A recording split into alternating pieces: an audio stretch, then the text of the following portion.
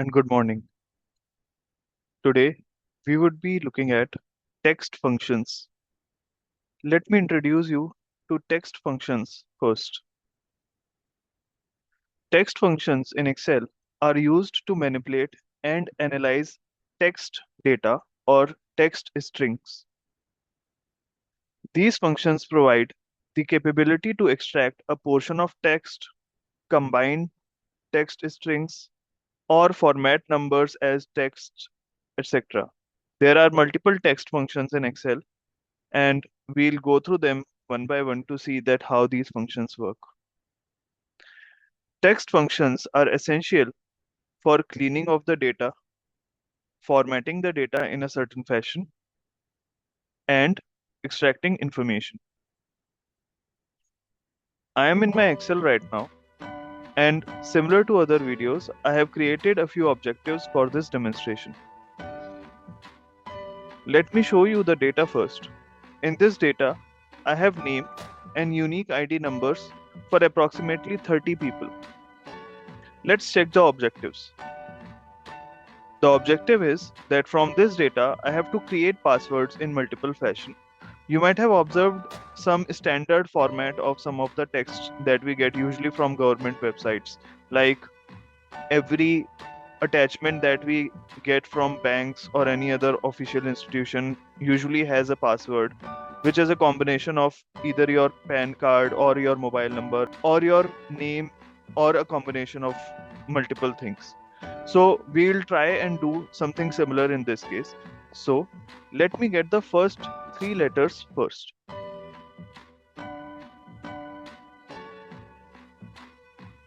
To do this, we'll type equals to left. What this function does is that it returns the specified number of characters from the start of the text string. I'll start the bracket and it's asking me to select the text. I have selected the text and it's asking me for number of characters. In our case, it's 3. So it has returned first 3 characters of the first name or the name. It has returned first 3 characters of the name. I can simply drag it or double click and you see that for all the participants the first 3 letters have appeared. Now what we need to do is that we don't just need the first 3 letters, but we need them in uppercase because that's how the standard format is. So I'll apply another formula equals to upper, and it is asking only for the text. So I'll click on the text which has got extracted, and now you see that only the uppercase letters are appearing for first 3 letters of all the participants. As a nested formula, I could also use this upper within this column C only. What I would need to do is I just need to type upper and start bracket and close the bracket in the end. And by this, the first 3 letters have got converted into uppercase. So I'll clean my column D now. And this is how we got the first 3 letters.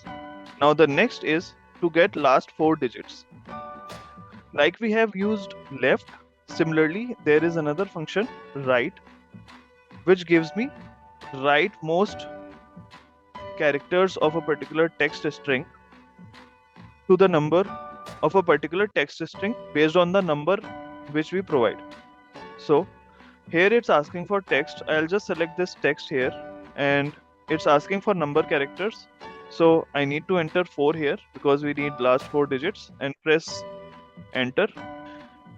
You see that 9369 are the last 4 digits of this unique ID number. I'll double click it to drag it down to all the participants. Now what I need to do is that I need to combine both of them. There are multiple ways of combination. I'll use all the ways to demonstrate through all the examples that we would cover. So firstly, the easiest way to combine is you can do is equal to first three letters, and you can type AND, which is shift plus 7, and then you can select last four digits and press enter. Like this, you have seen that it has got combined and created the password as we wanted, right? Now, what I could also do is, instead of finding first three letters in uppercase and last four digits from the unique ID number, I could have simply put both of these formula sections into one combination only. To this, what I can do is, I can come to column C, copy the formula which is there. I have copied it, and here in combination, instead of C2, I'll mention the formula which I had copied. Press enter. At the background, the formula has got applied, but at the foreground, it is returning the same results instead. Now, the benefit of that is that even if I change something in my column C, you would observe that the combination formula remains. Similarly, I can insert the last four digit formula from D2 to here, where I had referred to the address D2. Now notice that while replacing, I am making sure that I choose right formula from the right cell to replace in the respective cell. What it means is that here C3 and D3 are mentioned. So in C3 and D3, I'll copy the formula which is there in C3. You can observe in the name box it's mentioned C3, and this is the formula inside C3.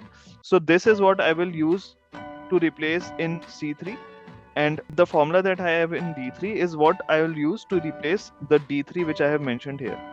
Similarly, I have replaced C2 and D2 from this combination formula. I can delete this as well. And if I drag this combination formula down, you would observe that the formula has changed, and now I can get rid of these two columns. So I'll just delete these sheet columns, and my password which I wanted still remains the same. You see that the new formula, which is nested formula of multiple functions, upper, left, and right, it is giving me the same result which I wanted. Now, the next objective is to insert a special character in between. Well, here I'll use Textjoin. What Textjoin does is, it joins multiple strings of text. I'll show you how. I'll type equals to Textjoin. It is asking me for a delimiter. Delimiter is basically the value which would come in between two texts. So in my case, the delimiter could be $sign, which means that I need to put $sign between the first three characters of the name and last four characters of the unique ID. Now here it's also asking that what if any of the value which I am going to join is empty. What I would select is that it needs to ignore empty cells. So I'll press 1, and now it is asking me for text 1. Now notice that earlier I had used upper and left to find three characters of the first name and right to find the four characters from the unique ID. I would use the similar approach. I can type formula here, upper tab and left tab. From this string, I need three characters, and then I'll put another bracket to close this upper function, and then I'll mention the other text, which is the last four digits. So for this, I'll use right from unique ID, and I need 4 digits. I'll close this bracket for right and close another bracket for Textjoin. Okay, it seems that I had to put another bracket. So Excel is suggesting me for that by putting the 3 brackets at the end. I'll click on OK to accept this. And by this, what you observe is that this has generated the formula PAU $9369, which is what we needed. I can simply click here and this is the new password that we got using the text join function, and we used it with upper, left, and right. I hope you understand these concepts well. Please feel free to rewind video to see any specific portion of the demonstration and understand the concept well. Thank you for watching.